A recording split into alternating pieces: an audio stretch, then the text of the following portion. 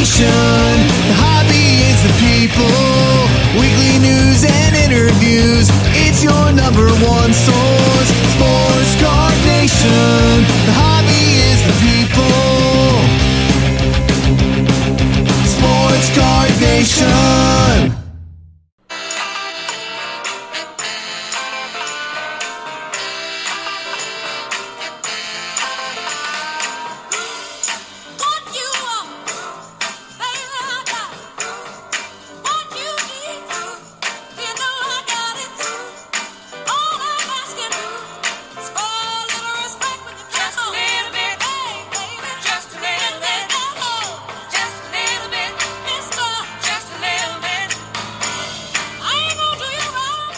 Welcome to episode 64 of the Sports Card Nation podcast. I'm John Newman. Thanks for listening. Thanks for coming back. You heard the lead in there, a little respect by Aretha. Not done by accident. I chose that lead in for this show specifically because my guest is DR.James Beckett, a man that needs no introduction, founder of Beckett Publications. Very well respected in the hobby for his contributions, and not just in the pricing sector, but just in the hobby in general.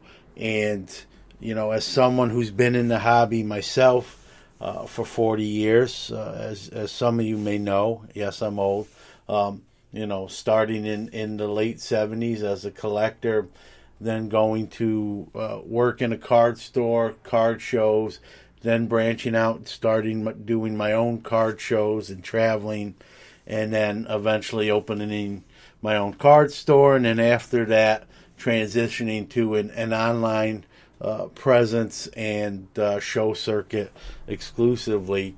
You know, Dr. Beckett's contributions to the hobby and at some points my livelihood when it was the only thing I was doing. You know, you can't measure those, and he's someone, obviously, I've admired from afar what he's done. His contributions to the hobby are, you know, again, immeasurable, and so it was a real honor and thrill for me for him to be on this show. You know, he listens to the show, which, you know, I don't even know how to explain that. Just means a lot to me, so especially coming from someone of his stature and well regard. So, you know, this is, I'm going to be biased. I think this is going to be a great show. You know, we're going to, you know, banter with Dr. Beckett about some hobby goings on, things, you know, I'm going to ask him, if he, you know, if he could change something, maybe what he would, and talk about those sort of things. So again, a real thrill. But so that's coming up. Another thing, you know, sometimes I mention, it's funny, sometimes I mention things on the show not to get anything or not really to hint. I'm not like that. As you know, this show is free. We don't charge for any content, never will as far as I'm concerned. And you know, on a few shows back, I'm not sure which show it was, but I mentioned, you know, that I really do like the Turkey Red inserts in the new 2020 Topps flagship. And, you know, I just mentioned it as part of my review. Not, you know, I even mentioned I was thinking about doing a set, but it's 100 cards. I probably wasn't going to do it, but I really do like the look and the insert itself. And a listener reached out to me. His name is Chewy Francisco. He's CJ Collectibles63 on Instagram. Go give him a follow if you're not following him already. That's CJ Collectibles63. But Chewy reached out to me, told me, you know, he enjoys the show, listens to the show all the time. Heard what I said about the Turkey Red inserts, and you know, asked for my address. So I gave my address, not a top secret.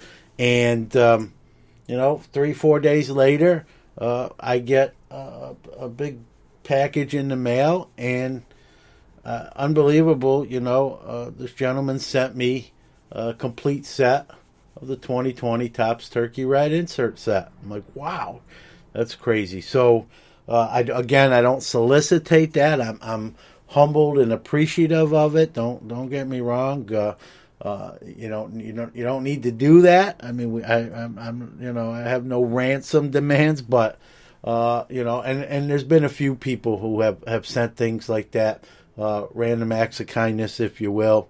Again, a shout out to Matt Haas, who for a 1-year anniversary sent us an engraved bat. It's those sort of things. I enjoy doing the podcast, but when people show their appreciation that they enjoy the show doing that, it's just so humbling, and so I want to thank Chewy. Obviously, you didn't have to do that, man, but I can't thank you enough. I want to give him a shout out, so I gave his Instagram handle. Go follow him. Also, I know he's a dealer, and I know he's doing the Philly show. I believe it's this weekend, and he's going to be set up with Mount Penn sports cards right next to Steel City Collectibles at the Philly show. So anyone listening, if you're going to the Philly show, go check out Chewy's set up with Mount Penn sports cards right near Steel City. Buy some stuff off him, shake his hand, tell him personally from me, thank you. And so Chewy, again, thank you, man. Very, very appreciative of that. And it's those things, folks, I talk about on this show, the hobby community makes the world a smaller place, even though obviously we all know the world is a very large planet. So, the hobby community, a lot of times we hear just a lot of that negative, bad stuff, but truthfully, there's way more good and this stuff, how people help each other out. I've tried to use this show as a platform to help some charities out, too many to list. And that's something I'm going to continue to do. Charity and doing good things for other people is something I've done even as a teenager, and now as I approach my 50s, I've never veered off that course, and maybe more, I think more so as an adult, because I have more resources in multiple forms to give back and help charities and people maybe who need some help from others. So it's something we're going to continue to do on the show. And when it gets reciprocated like that, even though I don't ask for that, it really it warms my heart, and I'm appreciative of it. So thanks, everyone. So I'm not gonna enough rambling on about that. Let's not delay. Let's get this show started. Here we go.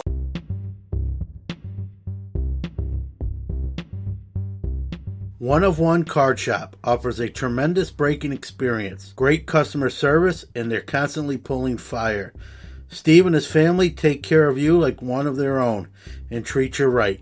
Anyone can break, but no one treats you like One of One. Come check them out on Instagram at one_of_one_card_shop. For all the hot breaks, get a gold mailer headed your way.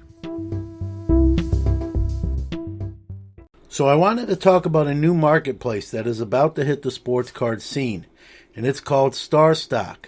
StarStock is building a sports card marketplace aimed to be faster and cheaper for flipping sports cards than any other platform. This is a ground level moment in the hobby, and StarStock is currently looking for people who want to be the first to sell their cards at launch of this new platform. Due to launch in April of 2020, here's what StarStock is offering. 5% commission, no ingestion fees. You send in your cards, they do all the work and post for you. Cards are guaranteed and secured in the vault. Cards need to remain in the vault for trading. Can choose to ship cards back at any time. StarStock will be a flipper's paradise. You can buy, flip, store, ship cards with the click of a button. If you're interested in getting involved as a seller for launch, contact Mike at starstock.com before March 1st.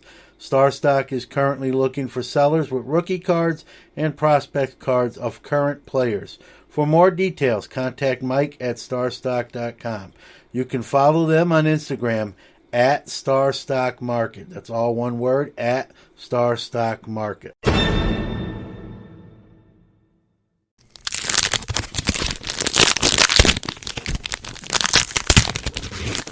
It's time for What's Cracking.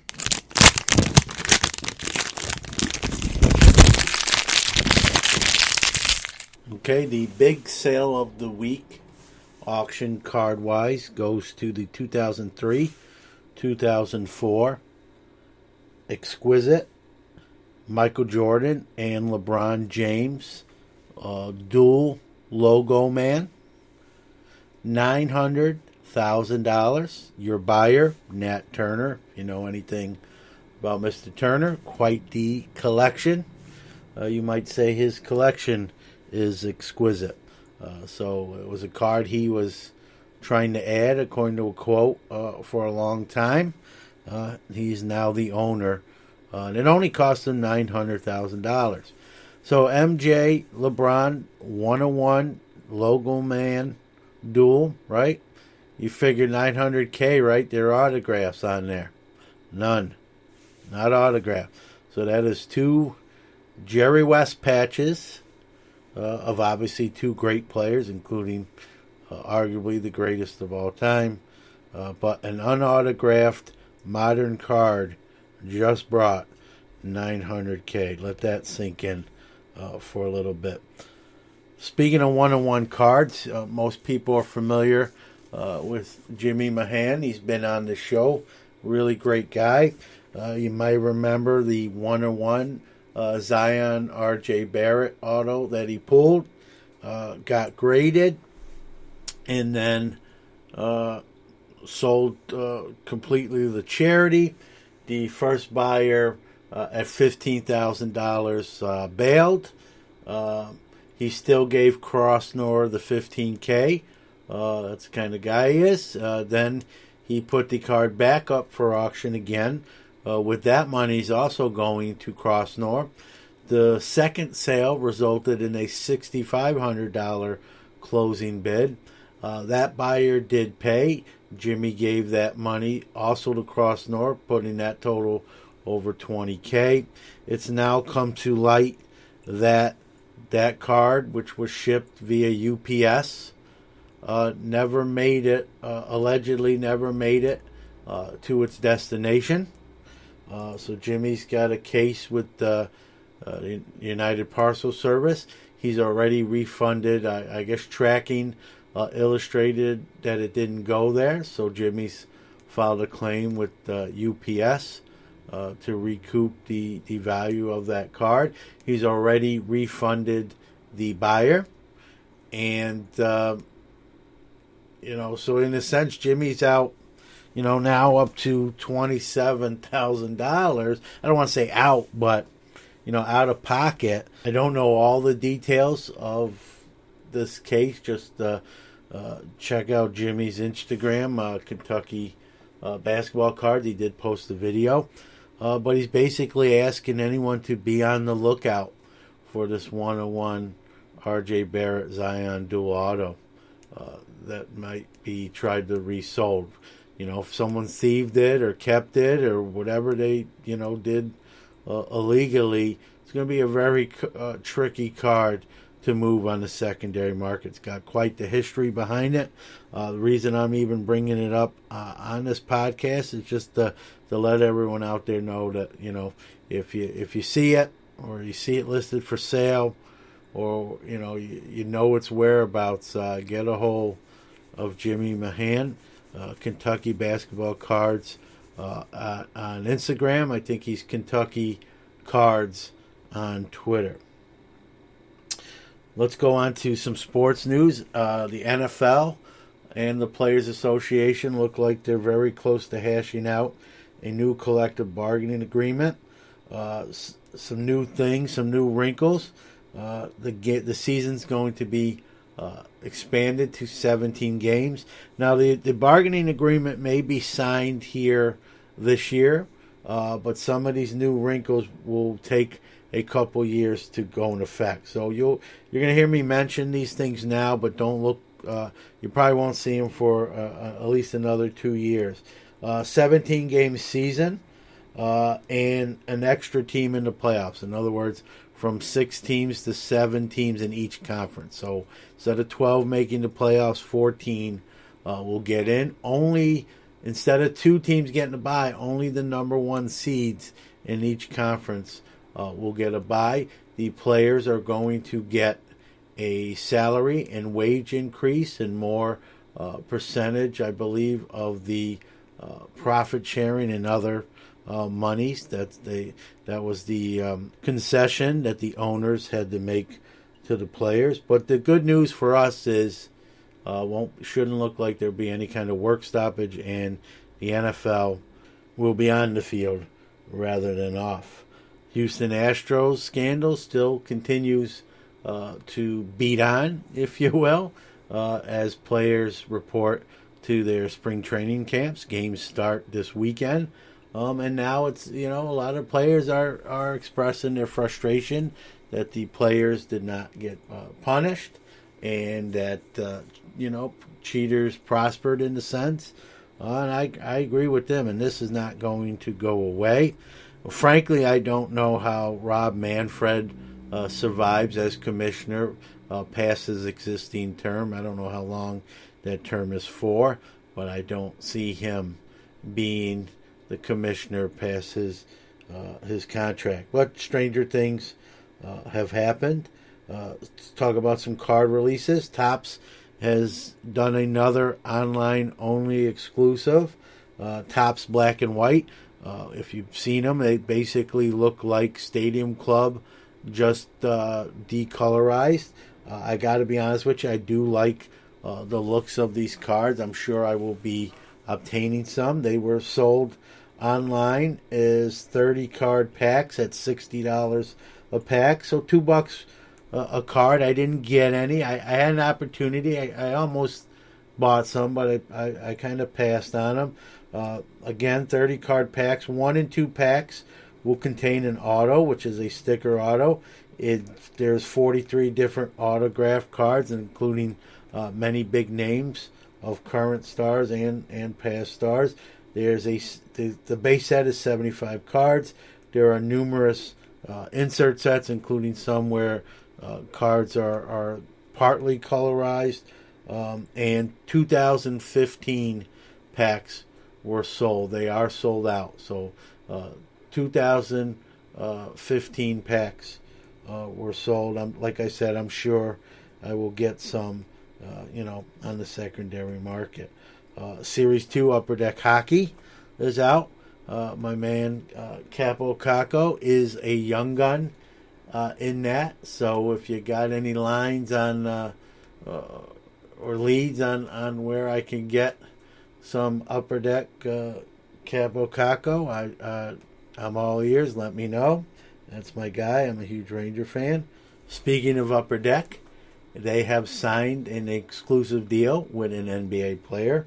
Rookie Darius Garland from the Cleveland Cavaliers is now exclusive to Upper Deck, so you won't see any Darius Garland autos in Panini packs. So Upper Deck grabs Garland away from them. 3 Celebration of the Decade golden tickets from this year's flagship Topps are on eBay if you would like to go to the party. I'm sure it will be a good time, but you're going to have to really dig deep into your PayPal account to acquire one of those. And that's just the ones listed on eBay. There are 25 that are in the Series 1 packs, and then 25 more to be released in Series 2. Kyrie Irving is done for the season, getting shoulder surgery. So his first season as a Brooklyn Net, short-lived. But hopefully, as a Brooklyn Nets fan, him and KD will be back in full force and full strength next year. We can only hope. And it wouldn't be a hobby week without some litigation to talk about. Hey now. And Eric Savoy of California is filed a lawsuit against PSA, PWCC, and Probstein. Obviously, I think if you done the math right there, you probably know it's pertaining to the card trimming and altering scandal, which Eric Savoy is claiming negatively affected him. So we'll see how this case winds up. I don't know, frankly, how it's going to wind up. But the one thing I hope with any kind of litigation or investigation, and I've said this on the show before, I hope this is what's needed to put a stop to this right there. It's a black eye on the hobby, especially when the hobby's really thriving right now. So hopefully some good comes out of all these legalities.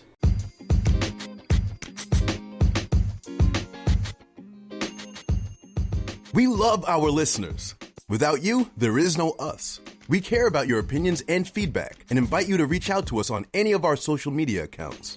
On Instagram at Sports Card Nation Podcast, Twitter at SportsCardNati1, or email the show at sportscardnationpc@gmail.com. We don't ask for much, but if you really like the show, give us a shout out. Tell your friends or give us a follow on our social medias. If you enjoy the show, please give us a positive review on iTunes or any of the platforms you are listening on. Thank you.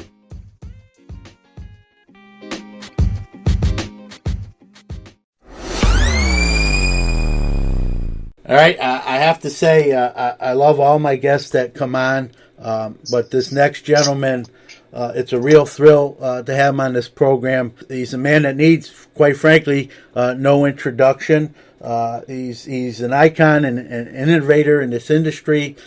He founded Beckett Publications, and we all know where they are today. Welcome to the 101 Card Shop guest line, Dr.James Beckett. Thanks, John. Looking forward to it. I'm sure a lot of people are familiar with Sports Card Insights. It's your podcast. Congratulations. You got 7 months in the book. I'm not giving you lip service when I say I'm a huge fan of the show. You do 10, 15 minutes, and it's funny when your show's over.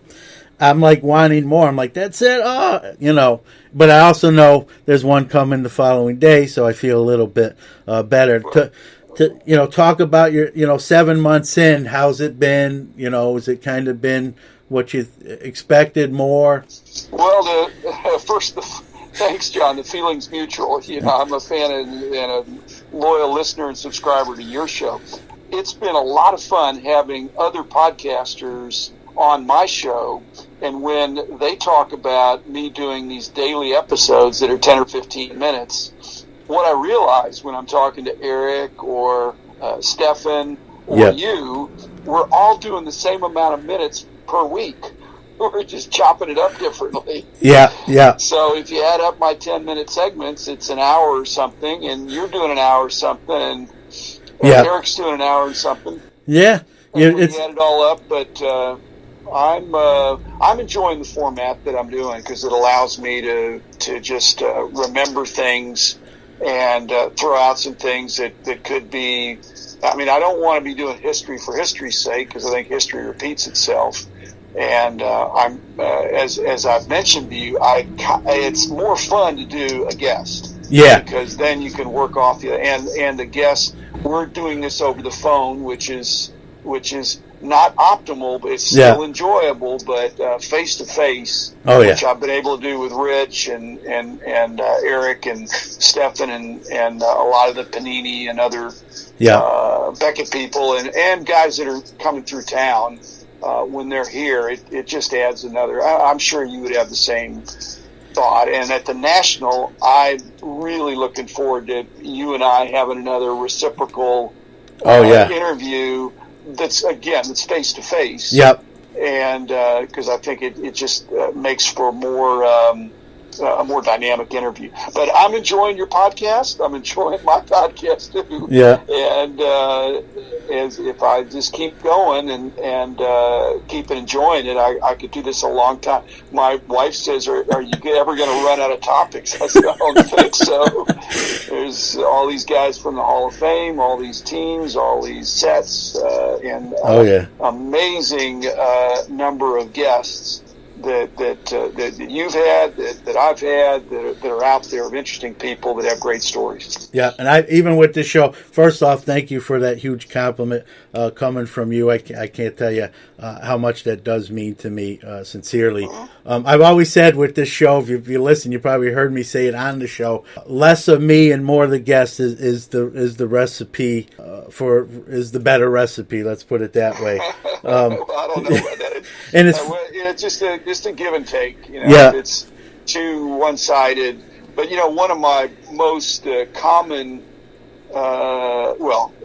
he's a superstar, but my most common guest is Rich Klein.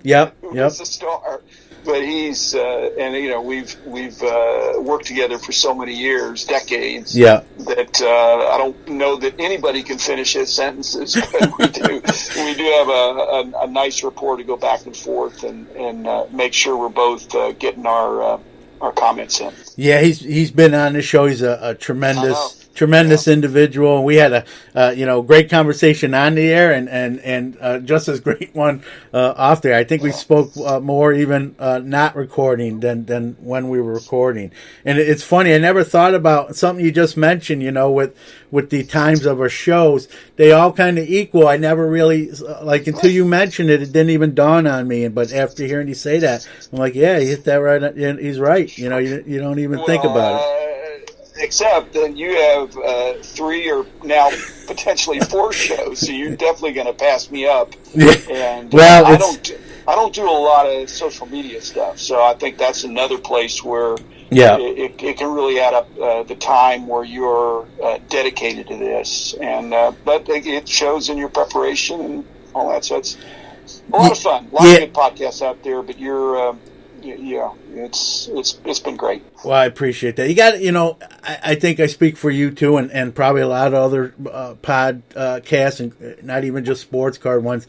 When you have a passion for it and a drive, and you love it, it doesn't seem like as much work as it actually is. It's sort of like the cliche, a labor of love. And I have a 20-year-old son who's away at college. If he was younger, as a younger dad, it probably wouldn't have allowed me to do a lot of the things I do now. So I'm sort of, taking advantage of sort of having, just me and my wife here, and and she's great. She doesn't know anything about the industry, but she's supportive of what I do, and I'm fortunate. I know you have a lovely wife that is the same. She's my audience of one sometimes, I think.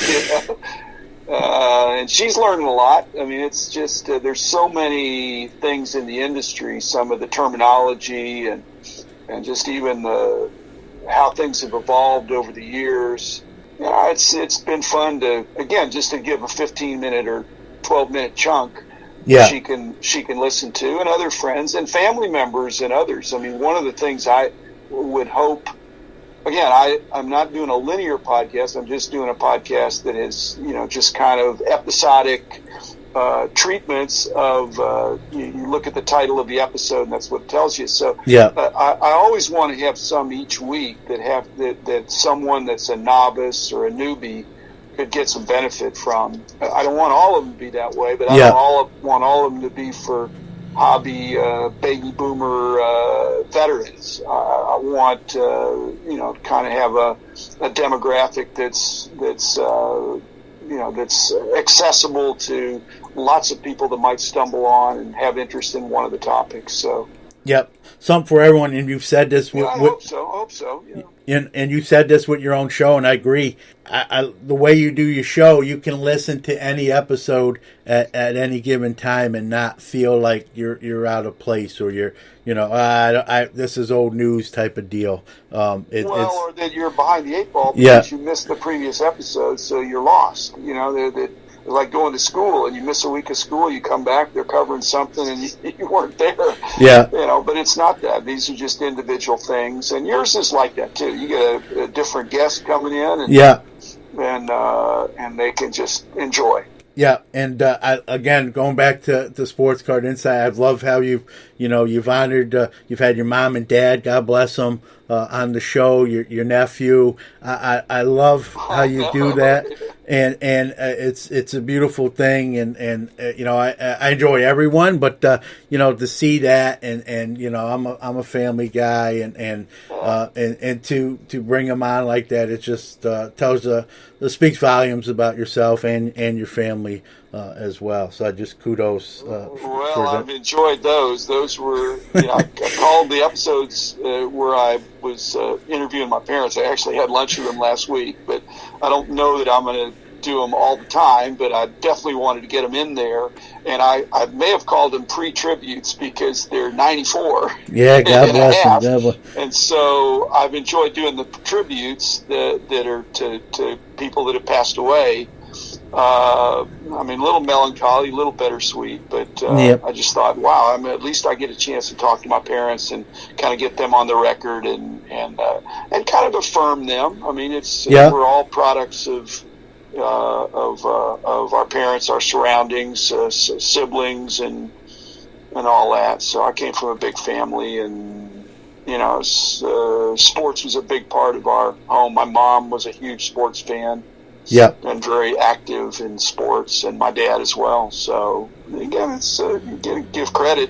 Give credit, to your parents. Most people are really good at giving blame to their parents, not so good at giving credit to their parents. No, and I'm old enough now. It's what goes around comes around. So treat your parents the way you want your kids to treat you. Yeah, it's funny, being younger and your dad or your mom tells you something and you're like, nah, that's not true.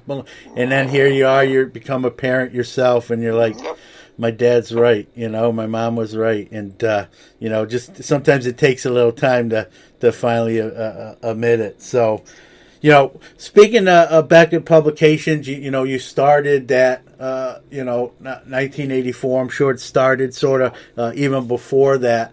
When you started Beckett Publication, did you have any inkling or any idea it was going to become what it wound up becoming? Well, in about 73, I started the first club, down here with another guy, and we had the first show down here. And then when I got out of school, I was still in grad school at that point. And then when I got in 76, I did my first price survey. There was a nationwide price survey and published that.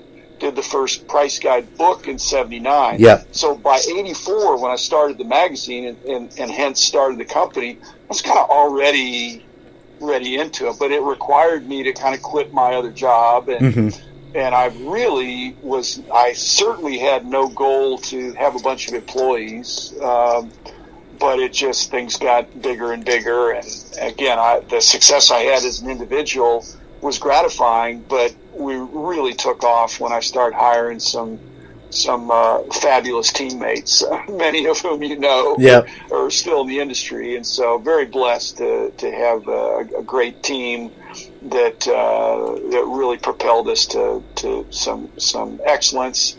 And now I've been semi-retired, and I sold the company like 15 years ago. So they've earned the right to do it the way they want. And so the new company, it's not new anymore, but it's called Beckett Media. Yeah. Whereas I was Beckett Publications. And but we had a lot of things in place, and I never really had goals as much as I tried to be going in the right direction.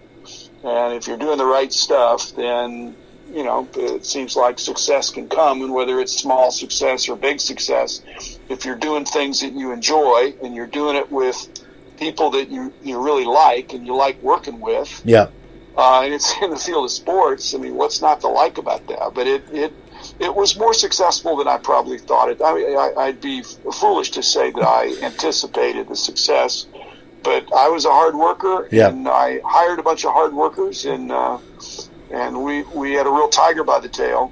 Yeah. Oh, yeah. Hold on for you were around in those years. I mean, it was pretty crazy. Yeah. Oh, no doubt. I can imagine.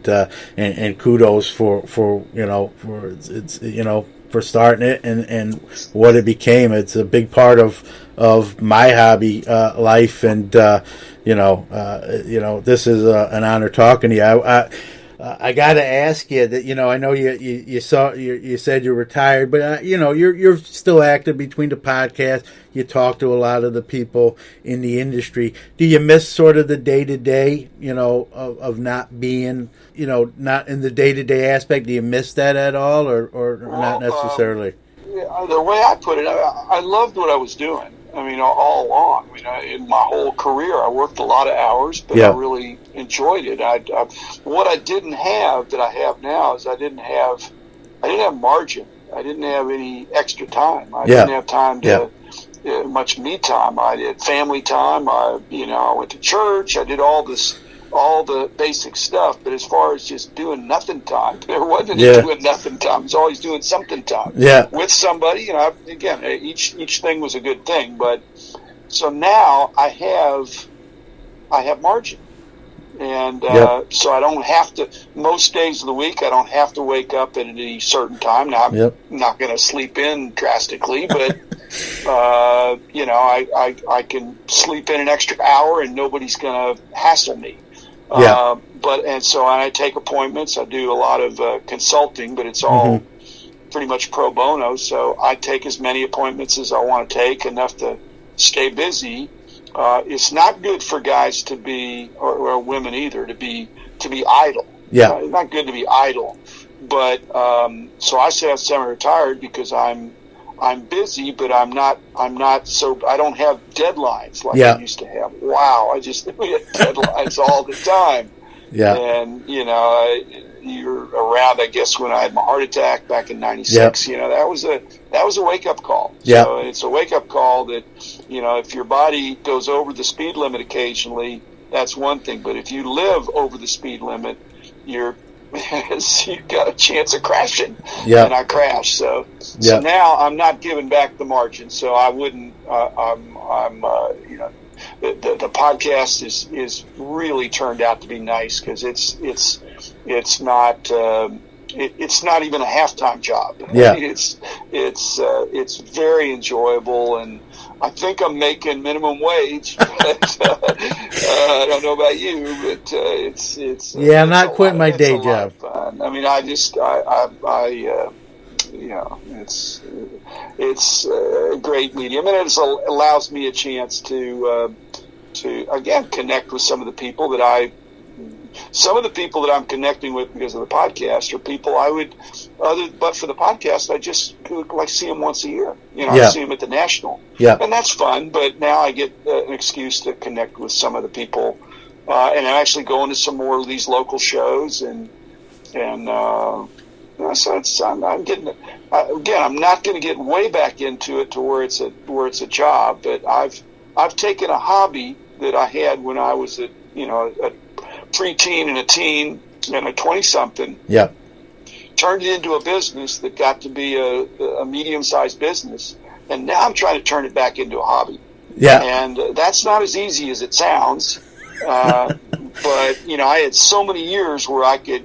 It's not that I would look at the cards but not touch, but I became an executive. I want to be an executive. I want to be involved with the cards. The happiest I was when the company was a little bit smaller and everybody did everything, and we had a real family esprit de corps. It was a lot of fun, and I still, a lot of those people are still close friends to today. They work in different places, many of them, but it's so I have margin now. I don't want to give it back, and so if somebody, there's no offer that I can't refuse. For having my life back, because I don't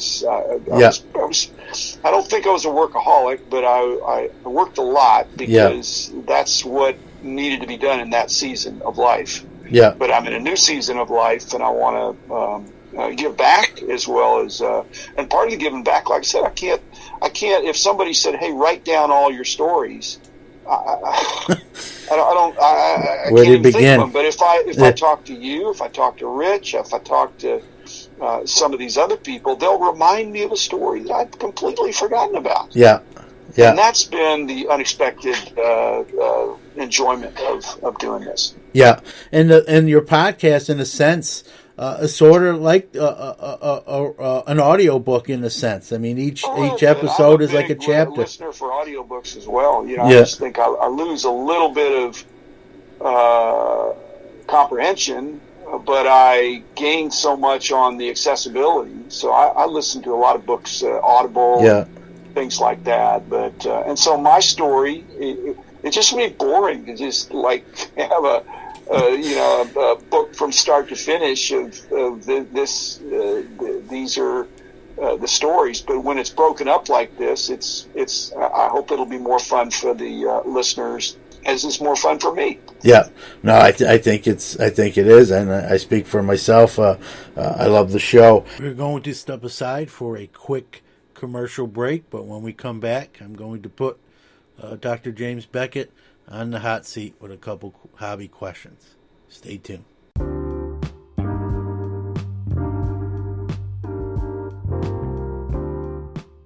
Sports Card Nation Podcast is your weekly hobby and sports podcast. Now on tons of platforms including Apple Podcasts, Google Podcasts, iHeartRadio, Spotify, Stitcher, and many more. Listened to in 44 different countries globally, Sports Card Nation is one of the most interactive podcasts around, providing great content, giveaways, and some of the hobby's best interview guests without time constraints. Thousands can't be wrong. We want to thank all the wonderful listeners around the world, our awesome guests on the show, and our tremendous sponsors making us what we are today. Remember, without you, there's no us. I'm gonna put you on the hot seat. You're like myself. You've wore many hats as a collector, then you were a dealer, and then with starting Beckett Publications. You know, the big hot button kind of thing that comes up from time to time in the hobby is there's two aisles here. One aisle says you can't invest in the cards, and then you got the other side of the fence, those that say cards can be an investment. Someone with your experience and knowledge, how would you answer that question? Well, anything could be an investment. Yeah. The tricky thing in the sports card hobby is that there are people that claim to be investors, not necessarily to their spouse, but they tell people they're investors, but they really have no intention of selling. They just want to buy cards and enjoy having cards. So if you really brought the discipline of being an investor to it, again, there are absolutely no sure things, as I said. 52 Topps Mantle, even that is not a sure thing. The Honest Wagner card, even that is not. There are absolutely no sure things. And when you look at the next 10 years or 5 years or 10 months or 5 months, there's no guarantees.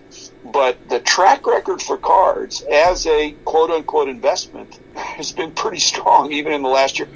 Not every card, but if you would have bought basketball products last year and just sat on them, or accumulated every Luka card or even Trae Young, when they first came out, you'd have way more than doubled your money. Oh yeah. Or if Kobe Bryant had been your favorite player last year.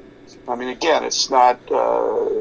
But again, there's no sure things, and you can just say, "Well, I think it's going to go up," but there's so many macro conditions.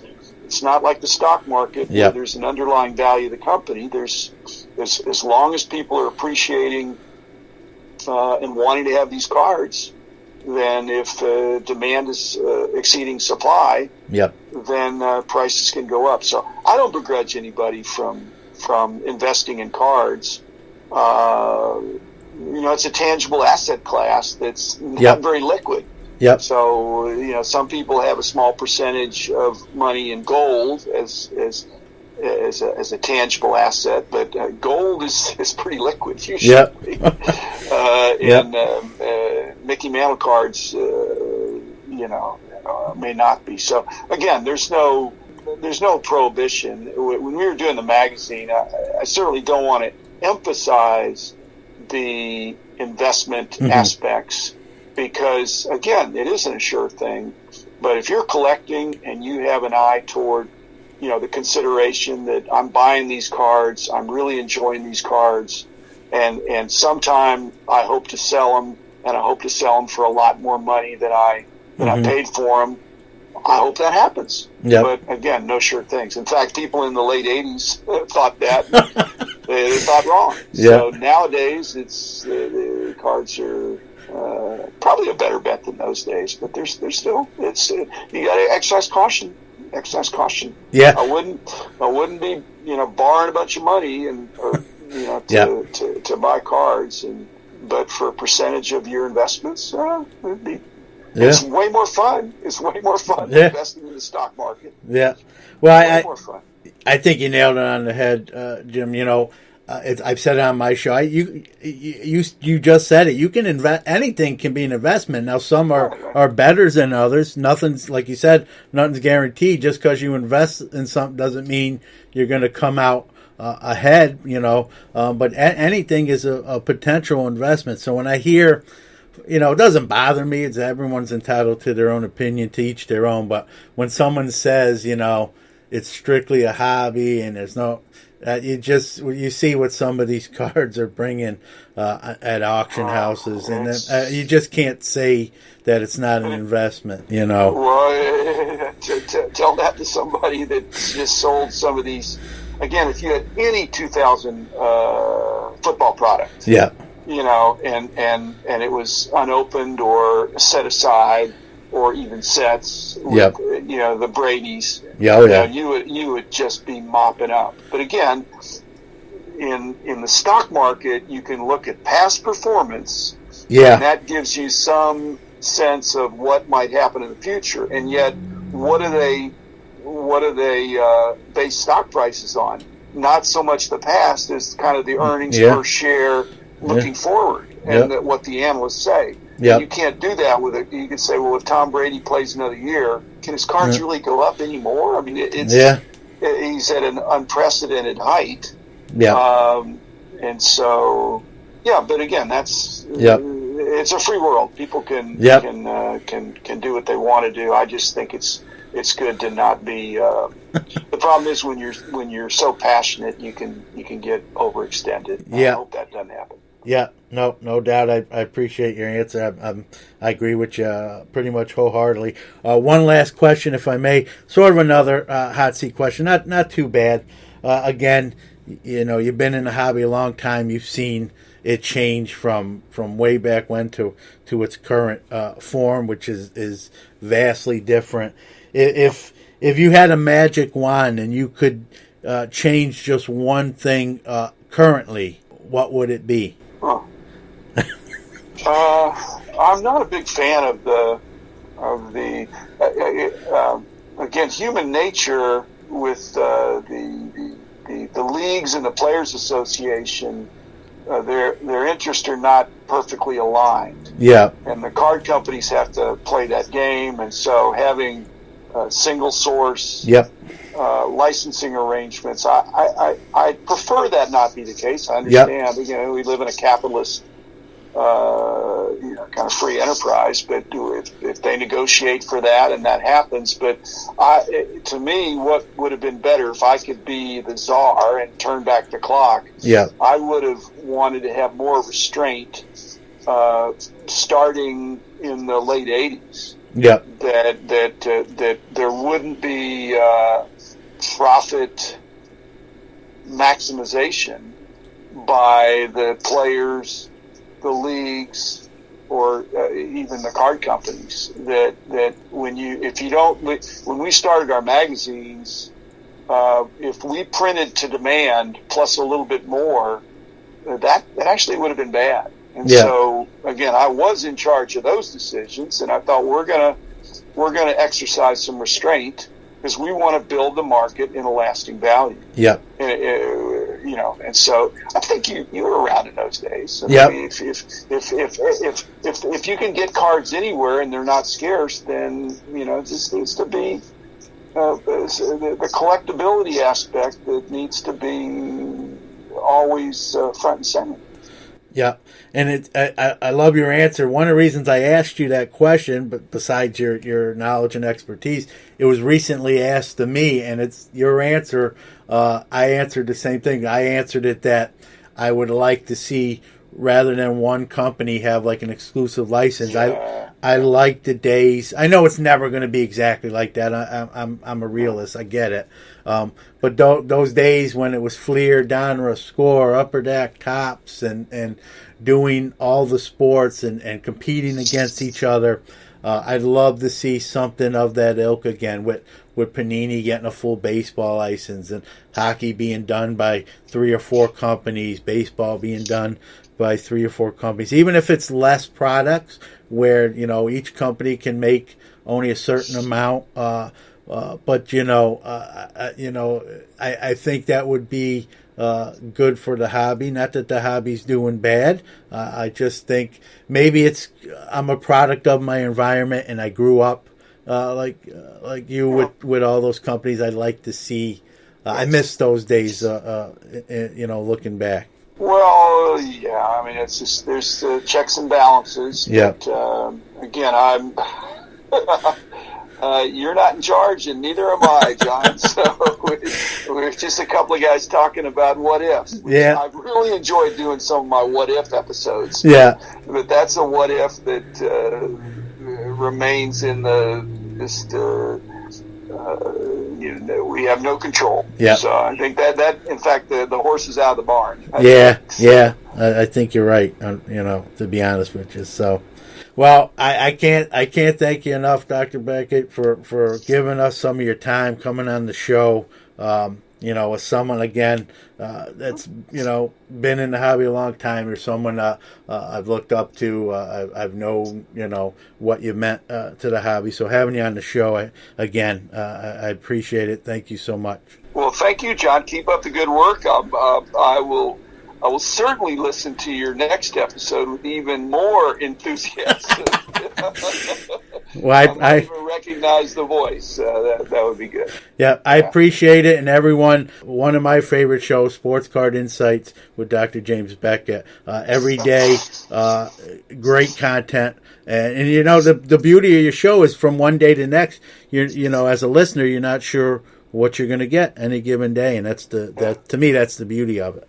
Well, they're going to get John Newman one of these days, and we'll see what kind of feedback I get from that. I'll pass it on to you. All right. Well, again, Dr. Beckett, thank you so much. Thanks, John. You're welcome. Good work. Okay. Thank you.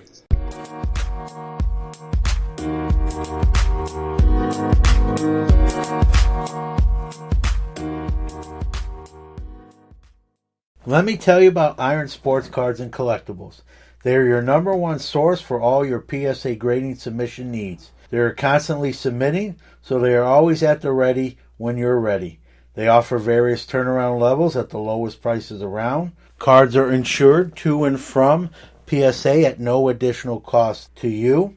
And they even provide the card savers your precious cards need to be put in before being sent to PSA. They take care of that for you. And because of their elite status at PSA, they have some of the best turnaround times around. They even have group chats for each submission, so you know exactly where your status is on your cards. They have open dialogue and open communication.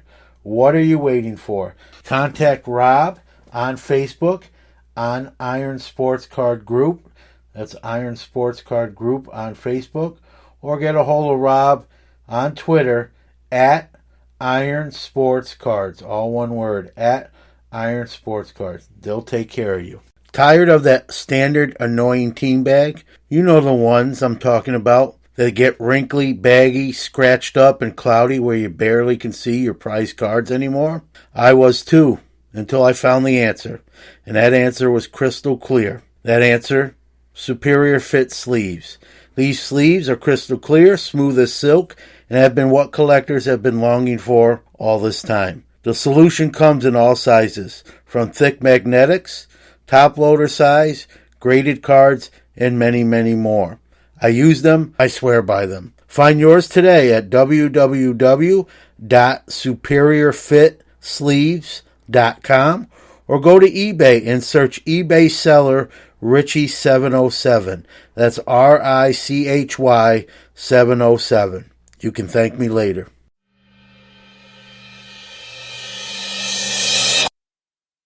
Okay, we're going to give you a second chance to get a second entry into the $50 break credit from 101 Card Shop.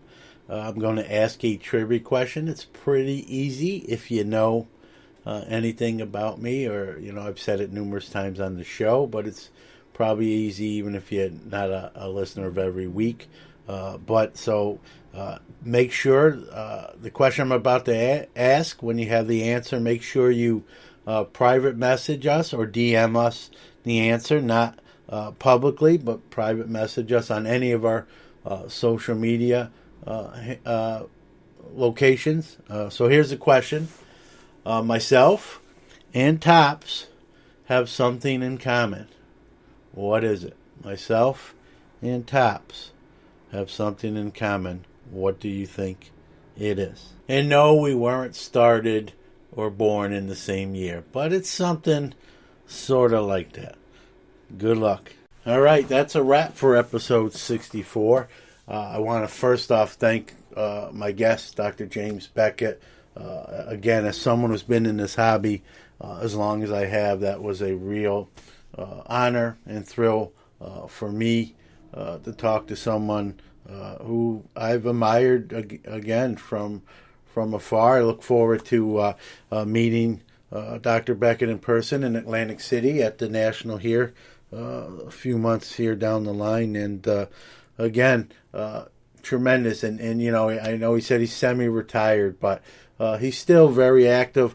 Check out his show, Sports Card Insights, 10 to 15 minute, covers a wide gamut of hobby topics, and his dinner conversations with multiple hobby dignitaries, and just a daily show, and it's really really well done, and which is obvious coming from Dr. Beckett. But it's funny when, like I said, when they end, I kind of want more. So check his show out if you're not already. I imagine you might be already. You might hear me on an episode coming up, maybe. And speaking of the short podcast format, I've, over the course of the last 15, 16 months that we've done this show, I've been asked to, obviously this is a long format show with interviews and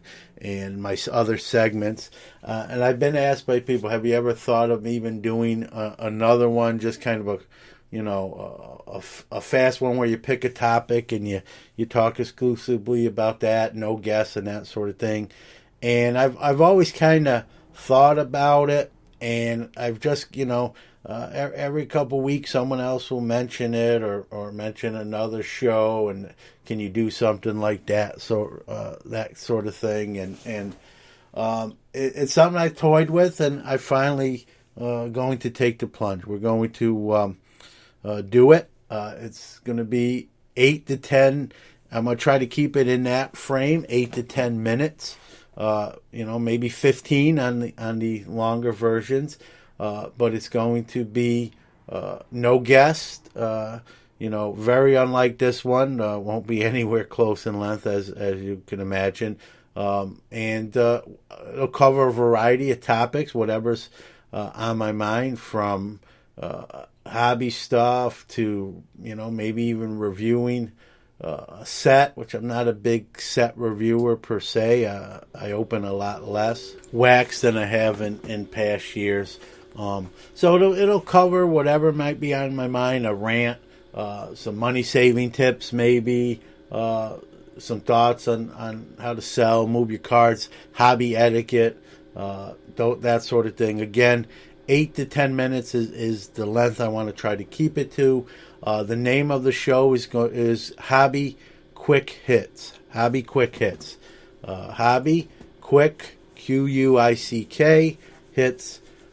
We have set up a Twitter page. It's at Hits Hobby, all one word, at Hits Hobby. Go give the show Twitter there a follow. We'll and with this show, folks, it's not, this show here, Sports Card Nation, as you know, comes out every Friday like clockwork.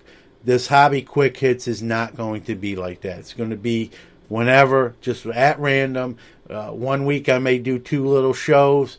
Then it might be 3 weeks before I even do another one. It's just going to be at random, no rhyme or reason, just whenever. So make sure you find it once we start producing it. Subscribe to it, because you just never know when I might just pump one out there. Again, it's going to be really quick, 8 to 10 minutes, pertaining to the hobby in some format. Hopefully it's enjoyable, and hopefully those people that ask me to do it, hopefully I do it justice. So Hobby Quick Hits, at Hits Hobby on Twitter. Go give us a follow. We really appreciate it. Check out the show once we start making them.